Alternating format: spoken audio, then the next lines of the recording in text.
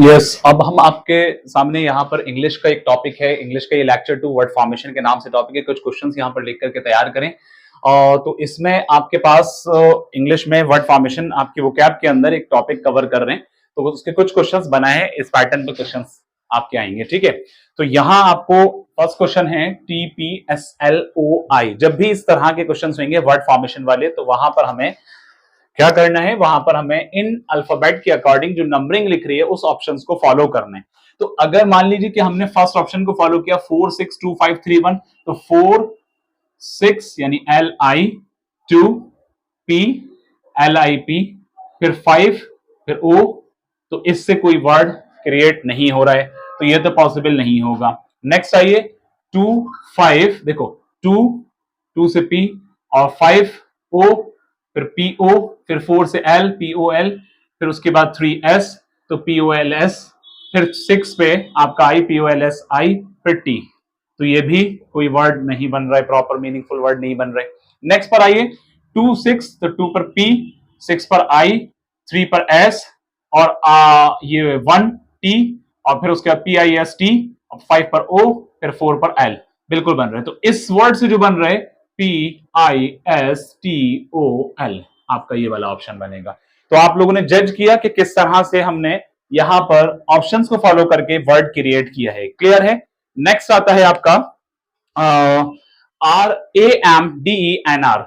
तो यहां पर भी इसी हिसाब से आप वर्ड को फॉलो करेंगे। जैसे हमने ए ऑप्शन लिया 2 1, तो 2 से एम से शुरू हो रहा है, 2 1 MA, 5 N MAN और उसके बाद 3 पर 4 MAND, तो ये प्रॉपर वर्ड नहीं बन रहा है। नेक्स्ट पर आइए 6 R, 6 पर क्या है, R है, फिर उसके बाद 4 E RE, फिर उसके बाद 2 M, फिर उसके बाद 1 A, फिर उसके बाद 5 N, फिर उसके बाद 3 D, बिल्कुल सही है। तो आपका जो बन रहा है ये वाला ही ऑप्शन बन रहा है। इससे जो बन रहा है रिमांड, REMAND, REMAND रिमांड, ये आपका बन पा रहा है, ठीक है, क्लियर हो रहा है, ठीक है। नेक्स्ट देखिए जरा LAEMVR, इसके 1 से 6 तक काउंटिंग है। उसी तरह से बिल्कुल हम ऑप्शंस को फॉलो करेंगे। 1 2 6 4 3 5, तो 1 से L और 2 से A, 6 से R और 4 से M, LARM, ये कोई ऐसा वर्ड नहीं बन पा रहा है। नेक्स्ट पर आइए M, M4 और 2A, 6R, 5V, 3E और L जो है वो 1 पर है, तो मार्वल बन रहा है। इससे क्या बन रहा है, MARVEL, मार्वल। अब इस मार्वल का मीनिंग क्या होता है आप लोग जानते हैं, हैरान होना, ताज्जुब करना। मार्वल का मीनिंग है हैरान होना, ताज्जुब करना। रिमांड तो आप जानते हैं, पिस्टल आप जानते हैं, ठीक है। तो इसका ऑप्शन ये बन रहा था। नेक्स्ट आता है, इसका बताएं जरा, ACPETS क्या बनना चाहिए, एस्पेक्ट्स बनना चाहिए।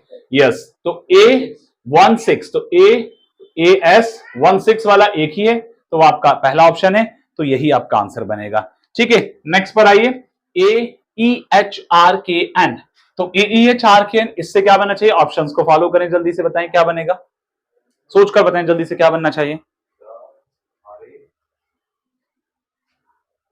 बताइए।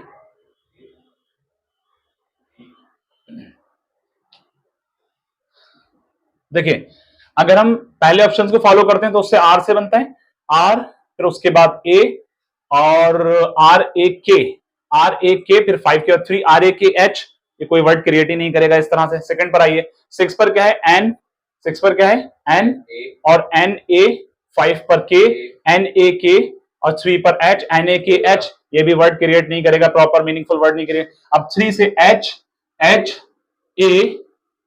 1, फिर 6 N HAN, मुझे लग रहा है ये सही बन रहा है, HANKER, हैंकर। बात समझ में आई। इस हैंकर का मीनिंग क्या होता है, इस हैंकर का मीनिंग है आपका ख्वाहिश करना, ठीक है, ख्वाहिश करना। यहां पर हैंकर का मीनिंग है ख्वाहिश करना, ये आपका ऑप्शन बन रहा है सी। नेक्स्ट पर आइए GANIME, क्या बनना चाहिए, अगर इनेग्मा, बिल्कुल सही वर्ड कैच किया, तो ई से शुरू हो रहा है यानी 6 वाले से, तो ये वाला बन रहा है, तो इस हिसाब से यहां पर लिख दे रहे हैं ENIGMA, इनेग्मा। इसका मीनिंग क्या होता है इनिग्मा का,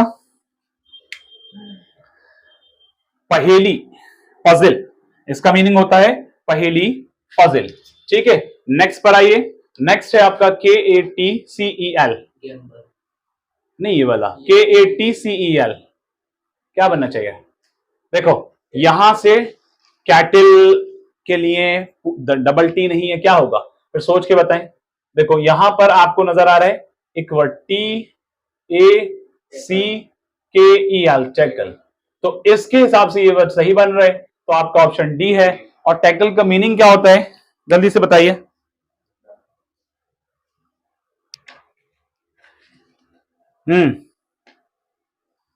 जहाज पर सामान चढ़ाने और उतारने की कला।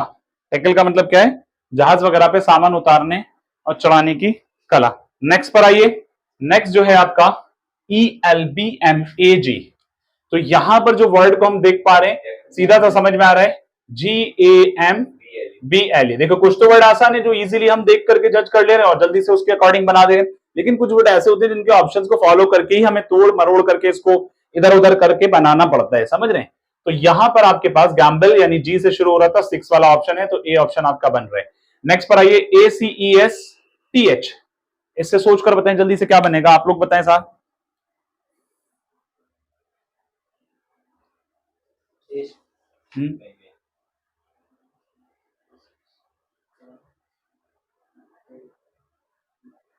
सोचें जल्दी से बताएं।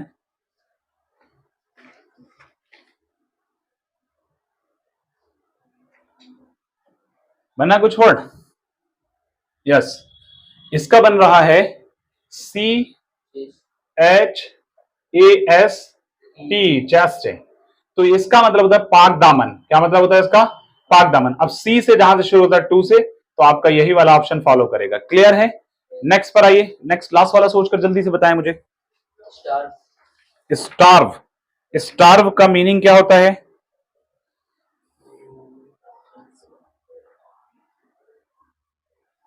कई सारे मीनिंग है स्टार्व के। फाका करना, सर्दी से अकड़ना, मोहताज होना, कई सारे मीनिंग है। तो इससे वर्ड तो आपने सही कैच किया है, स्टार्व, STARV, स्टार्व। स्टार्व के कई सारे मीनिंग बन रहे हैं, फाका करना, मोहताज वगैरह, ये सही वर्ड कैच किए। अब इसका ऑप्शन क्या फॉलो कर रहे हैं? बी ऑप्शन फॉलो कर रहे हैं, ठीक है। अब इसके अलावा कुछ और भी वर्ड बहुत सारे आपको मैं दे दूंगा शीट की शक्ल में, तो आप लोग उसको लगा लीजिएगा, ठीक है। ये सारा नोट कर लीजिए, इसमें देख लीजिए।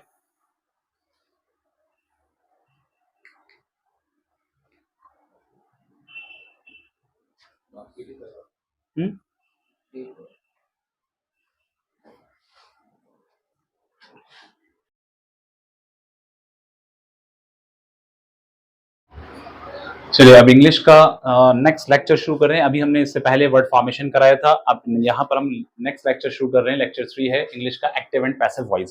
तो सबसे पहले मैं यहाँ पर एक्टिव एंड पैसिव वॉइस में आपको अफर्मेटिव, बिल्कुल बेसिक जो है, जो चांसेस के अंदर अफर्मेटिव टाइप्स होते हैं उसको हम फॉलो कर रहे हैं सबसे पहले। इसके बाद passive of interrogative, passive of negative, passive of infinitives, passive of आपके modals with questions, passive of interrogative, passive of deletion plus agent, ये सारे हम अगले वाले लेक्चर में कवर करेंगे। इसके अंदर सिर्फ हम अफर्मेटिव यानी बेस यहां पर बता रहे हैं आपको। तो देखिए सबसे पहले एक्टिव पैसिव को जानने के लिए हमें टेंसेस के बारे में पता होना चाहिए। अब टेंसेस हमारे पास जो है वो टोटल 12 तरीके के होते हैं। प्रेजेंट के 4 टाइप्स है अपने आप में, present indefinite, present continuous, present perfect, present perfect continuous. Similarly यही पास्ट के भी हैं चारों, तो उसमें past indefinite, past continuous, past perfect continuous. इसी वे में आपके फ्यूचर के भी हैं, future indefinite, future continuous, future perfect continuous. Clear? लेकिन यहां पर इंपॉर्टेंट बात यह है कि पैसिव के अंदर जो आपके कंटीन्यूअस वाला स्ट्रक्चर होता है तीनों का, प्रेजेंट से भी, पास्ट से भी और फ्यूचर से भी, तो कंटीन्यूअस वाले स्ट्रक्चर में पैसिव का कोई फॉर्म नहीं बनता है। ये बात बहुत अच्छे से याद रखनी है।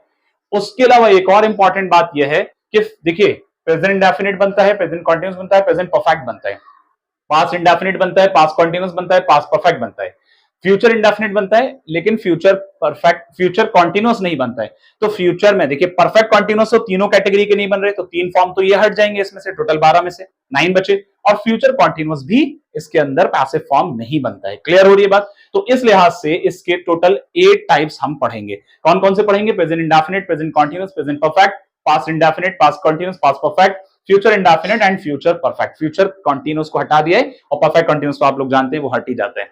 अब यहां पर सबसे पहला सेंटेंस मैंने आपके लिए एक बेसिक सा एग्जांपल रखा है, इसका फॉर्मूला सब्जेक्ट वर्ब की फर्स्ट फॉर्म प्लस ऑब्जेक्ट। अब यहां पर सिंगुलर सब्जेक्ट होने की वजह से एसईआईएस लगा है, वैसे नॉर्मली वर्ब की फर्स्ट फॉर्म प्लूरल सब्जेक्ट में रहती है। तो फहद हेल्प समीर, इसको हम कैसे बनाएंगे? देखिए हमें एक तो स्ट्रक्चर को जानना है कि प्रेजेंट इंडेफिनिट में अगर हम चल रहे होंगे तो प्रेजेंट इंडेफिनिट के बाद हमारा जो हेल्पिंग वर्ब जाएगा वो प्रेजेंट कंटीन्यूअस वाला जाएगा। तो इसका तरीका यह है कि सबसे पहले तो जो आपका ऑब्जेक्ट है इसको उठा करके आप सब्जेक्ट बना दें, तो ये आपका बन गया समीर। अब बात क्या है कि समीर के बाद हेल्पिंग वर्ब कौन सा आएगा, मैं इसमें फॉर्मूला लिख दे रहा हूं। आपका जो ऑब्जेक्ट है वो उठ करके इधर आ जाता है सब्जेक्ट में, और जो सब्जेक्ट है वो ऑब्जेक्ट में चला जाता है। बाकी पैसिव के अंदर हर बार वर्ब की थर्ड फॉर्म रहेगी, कोई भी टेंस के अंदर हम वहां पर कर रहे होंगे। हाँ बिल्कुल, समीर हैव, लेकिन हम प्रेजेंट इंडेफिनिट में चल रहे हैं तो हमारे पास प्रेजेंट कंटीन्यूअस का हेल्पिंग वर्ब लगेगा, और समीर एक सिंगुलर सब्जेक्ट है तो इसमें इज लगेगा, समीर इज हेल्प्ड। फिर बाई लगा देते हैं, Sameer is helped by Fahad. बात समझ में आई? तो फॉर्मूला आप लोग जज कर पा रहे होंगे इसका फॉर्मूला, यानी ये सब्जेक्ट अपने आप में जो ऑब्जेक्ट है वो सबसे पहले आ गया, ठीक है, इसको हमने सब्जेक्ट यहां पे कंसीडर, प्लस उसके बाद आपका हेल्पिंग वर्ब रहेगा, ठीक है, उसके बाद हेल्पिंग वर्ब किसका रहेगा, अगर आप प्रेजेंट इंडेफिनिट में चल रहे हैं तो आपका प्रेजेंट कंटीन्यूअस का हेल्पिंग वर्ब जाएगा। तो इसके बाद आपके पास हेल्पिंग वर्ब के बाद आपका वर्ब की थर्ड फॉर्म रहेगी, प्लस उसके बाद बाई रहेगा, प्लस उसके बाद जो आपका ऑब्जेक्ट था, मतलब जो सब्जेक्ट था वो ऑब्जेक्ट में चला गया। इस तरह से आपका ये स्ट्रक्चर बना है। तो ये था प्रेजेंट इंडेफिनिट का, क्लियर हो गया? अब उसके बाद हम प्रेजेंट कंटीन्यूअस की, प्रेजेंट इंडेफिनिट हो गया, प्रेजेंट कंटीन्यूअस की बात करेंगे। तो इसका जो फॉर्मूला है नॉर्मल एक्टिव के अंदर, सब्जेक्ट इज एमआर, वर्ब की first form ING, object Fahad is helping Sameer. तो इसको हम कैसे बनाएंगे? मैंने जैसे हमेशा की तरह बताया कि आपको उठा करके इसके अंदर यहां पर समीर का नेम यहां आ जाएगा समीर, क्योंकि जो ऑब्जेक्ट है वो सब्जेक्ट में चला जाएगा। तो हमने यहां पर मेंशन किया है समीर, समीर। अब बात यह है कि प्रेजेंट कंटीन्यूअस में जब हम चल रहे हैं तो उसके ऊपर वाला यानी उसके बाद वाला जो है प्रेजेंट परफेक्ट है, तो उसका हेल्पिंग वर्ब हमें नहीं लेना है। कंटीन्यूअस के अंदर हेल्पिंग वर्ब चाहे वो प्रेजेंट में हो, चाहे वो पास में हो, फ्यूचर में होता नहीं है, तो उसके हेल्पिंग वर्ब सेम ही यूज किए जाएंगे। तो समीर एक सिंगुलर सब्जेक्ट है तो इसने यहां पर क्या लगाया, समीर इज, लेकिन इसके अंदर एक नया वर्ड जो आएगा वो आएगा बीइंग, समीर इज बीइंग। फिर उसके बाद वर्ब की third form Sameer is being helped, फिर उसके बाद बाय, और जो सब्जेक्ट था वो उठ करके ऑब्जेक्ट में चला जाएगा, तो इसका मतलब फहद यहां पर आ जाएगा, Sameer is helped, Sameer is being helped by Fahad. Clear है इसका फॉर्मूला? यस, जो भी कंटीन्यूअस होंगे, कंटीन्यूअस दो ही तो हैं, प्रेजेंट कंटीन्यूअस है और पास्ट कंटीन्यूअस है, फ्यूचर कंटीन्यूअस को हटा दिया और परफेक्ट कंटीन्यूअस वैसे भी नहीं आते पैसिव फॉर्म में, क्लियर है ना? तो यहां पर आपके पास यानी ये सब्जेक्ट बना आपका, प्लस इसके बाद आपका helping verb according to the subject, फिर उसके बाद आपके पास नई चीज जो कंटीन्यूअस में रहती है वो बीइंग रहती है। उसके बाद वर्ब की थर्ड फॉर्म चाहे कंटीन्यूअस हो, चाहे परफेक्ट हो, चाहे आपका नॉर्मल इंडेफिनिट हो, तो हर बार वर्ब की थर्ड फॉर्म पैसिव फॉर्म में यूज की जाएगी, प्लस बाय, और प्लस उसके बाद आपका यहां पर ऑब्जेक्ट आ जाएगा। ओके, अब उसके बाद हम प्रेजेंट परफेक्ट को फॉलो करेंगे। प्रेजेंट परफेक्ट के अंदर सब्जेक्ट हैज या हैव प्लस वर्ब की third form plus object, Fahad has helped Sameer. हमने इस एक्टिव को देखकर के जज कर लिया कि इसके अंदर सब्जेक्ट के बाद हैज लग रहा है तो ये प्रेजेंट परफेक्ट का है और वर्ब की थर्ड फॉर्म आ रही है, तो हमारा तरीका क्या होना चाहिए, समीर, समीर। अब बात यह है कि हम किस में चल रहे हैं, प्रेजेंट परफेक्ट में चल रहे हैं, तो प्रेजेंट परफेक्ट के बाद में का समीर कौन सा आता है, प्रेजेंट परफेक्ट के बाद प्रेजेंट परफेक्ट कंटीन्यूअस आता है। तो प्रेजेंट परफेक्ट कंटीन्यूअस का हेल्पिंग वर्ब क्या होता है, यहां हैज है तो उसका हेल्पिंग वर्ब होता है हैज बीन। क्या होता है, आपको मैंने टेंसेस में सिखाया था। तो समीर हैज बीन, इसमें ये समझना, देखिए कंटीन्यूअस में हेल्पिंग सेम रहते हैं, बाकी कंटीन्यूअस के अलावा जो हेल्पिंग वर्ब रहते हैं वो आपके उसके आगे वाला हेल्पिंग वर्ब यूज होता है। समीर सीधे बैठ जाए, समीर हैज बीन हेल्प्ड, क्या रहेगा, Sameer has been helped by Fahad. Okay, तो हमने वही चीज देखिए, ये चीज तो सेम रह रही है, जो सब्जेक्ट जा रहा है वो ऑब्जेक्ट में चला जा रहा है, जो ऑब्जेक्ट होता है वो सब्जेक्ट में आ जाता है, बाकी बीच की चीज किस तरह से चेंज हो रही है मैं आपको बता ही रहा हूं, क्लियर हो रहा है ना अच्छे से? तो यहां आपके पास सब्जेक्ट हो गया, फिर उसके बाद आपका हेल्पिंग वर्ब हो गया, हेल्पिंग वर्ब कौन सा रहता है, इसके अपर वाला, इसके बाद वाला रहता है, प्लस उसके बाद आपके पास वर्ब की थर्ड फॉर्म, प्लस उसके बाद बाई, और प्लस उसके बाद ऑब्जेक्ट, यानी जो ऑब्जेक्ट था वो सब्जेक्ट में, जो सब्जेक्ट है वो ऑब्जेक्ट में रहेगा। नेक्स्ट पर आइए, नेक्स्ट देखिए यहां पर हम पढ़ेंगे पास्ट इंडेफिनिट। अब हम कैसे जज कर पा रहे हैं कि पास्ट इंडेफिनिट है, क्योंकि पास्ट इंडेफिनिट में वर्ब की सेकंड फॉर्म होती है, तो इसके साथ कोई दूसरा हेल्पिंग वर्ब नजर नहीं आ रहा, फहद हेल्प, तो हेल्प जो है वो सेकंड भी फॉर्म है और थर्ड भी फॉर्म है, तो इसलिए फहद हेल्प समीर हुआ है। तो हमने पहचान लिया पास्ट इंडेफिनिट टेंस है। अब जब पास्ट इंडेफिनिट में चल रहे हैं, सबसे पहला काम क्या करना है, जो ऑब्जेक्ट है उसको उठा करके सब्जेक्ट में रखना है। तो आपने यहां पर तो रख लिया समीर, यहां क्या किया, समीर कर दिया। बात समझ में आ रही है? अब बिल्कुल सही, अब समीर रख दिया। अब समीर के पास इंडेफिनिट के बाद अगला वाला टेंस कौन सा होता है, पास कंटीन्यूअस होता है ना, तो उसका हेल्पिंग वर्ब क्या है, वाज, क्योंकि वाज ये वर्ब है, समीर सिंगुलर सब्जेक्ट वाज लगेगा, तो समीर वाज, अब क्या होना चाहिए, यहां पर हेल्प्ड होना चाहिए, Sameer was helped by Fahad. Okay, तो आपका यानी सब्जेक्ट ये हो गया प्लस इसके बाद हेल्पिंग वर्ब हो गया। हेल्पिंग वर्ब कौन सा ये आप लोग जज कर पा रहे हैं, प्लस वर्ब की थर्ड फॉर्म प्लस उसके बाद बाई, ठीक है, और प्लस ऑब्जेक्ट। यहां पर ये तो आप जज कर रहे हैं, फॉर्मूला मैंने लिख ही दिया है, लेकिन आप लोग ये जज कर पा रहे होंगे कि हम कौन सा हेल्पिंग वर्ब ले रहे हैं। मैंने ये मेंशन नहीं किया हेल्पिंग वर्ब यहां पर कौन सा है, लेकिन मैंने बता दिया है कि हेल्पिंग वर्ब जो है अगले वाले का आता है। अब उसके बाद पास्ट कॉन्टिन्यूस पाएंगे, लेकिन कॉन्टिन्यूस में हेल्पिंग वर्ब सेम ही रहता है, बस उसके अंदर बीइंग आ जाता है। क्लियर हो रहा है फहद समीर, सबका क्लियर हो रहा है? यहां सब्जेक्ट वाज वर्ब की first form plus ING plus object. Fahad was helping Sameer, Fahad was helping Sameer. तो हमें यहां पर क्या करना है, फहद वाज हेल्पिंग समीर, तो उठा करके सबसे पहले हमें करना है समीर। अब वाज हेल्पिंग है तो भाई वाज तो आई गई, बस इसके अंदर एक नई चीज क्या जुड़ गई, बीइंग जुड़ गई। समीर वाज बीइंग, अब वर्ब की थर्ड फॉर्म हेल्प्ड, फिर उसके बाद बाई फहद। क्लियर हो रहा है? ठीक है, कोई प्रॉब्लम तो नहीं। अब पास्ट कॉन्टिन्यूस के बाद हम पास्ट परफेक्ट पढ़ेंगे। पास्ट परफेक्ट के अंदर सब्जेक्ट हैड, वर्ब की third form object. Fahad had help, जब हैड के साथ आ रहा है तो आप समझ रहे हैं कि पास्ट परफेक्ट में जा रहे हैं, वर्ब की थर्ड फॉर्म तो यूज हो ही रही है। तो अब आपको क्या करना है, समीर हैड बीन, एग्जैक्टली, क्योंकि ये पास्ट परफेक्ट में चल रहे थे तो हमें हेल्पिंग वर्ब किसका लेना था, पास्ट परफेक्ट कॉन्टिन्यूस वाला लेना था। क्लियर? तो समीर हैड बीन, समीर बात समझ में आ रही है, Sameer had been helped by Fahad. ठीक है भाई, क्लियर है?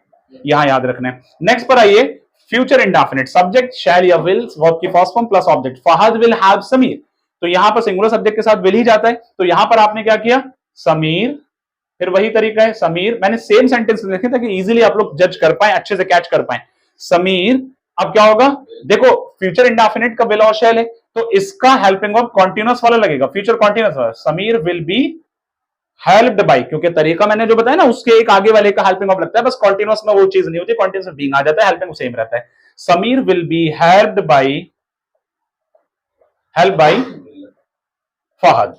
ठीक है, लास्ट सेंटेंस आपका है फ्यूचर परफेक्ट, क्योंकि इसके अंदर फ्यूचर कॉन्टिन्यूस नहीं आता है और परफेक्ट कॉन्टिन्यूस किसी भी कैटेगरी का नहीं आता है। ओके, तो फ्यूचर परफेक्ट के अंदर subject shall will have, shall या विल इसके साथ हैव लगेगा, वर्ब की third form. Fahad will have helped Sameer, तो कैसे बनाएंगे, समीर, अब क्या होगा, फ्यूचर परफेक्ट में चल रही है तो फ्यूचर परफेक्ट कॉन्टिन्यूस का हेल्पिंग वर्ब यूज करेंगे। समझ में बात आ रही है? तो इसमें क्या होगा, समीर विल हैव बीन, क्योंकि विल हैव तो फ्यूचर परफेक्ट का होता ही है। समीर विल हैव बीन, जल्दी से बताएं क्या होगा, Sameer will have been helped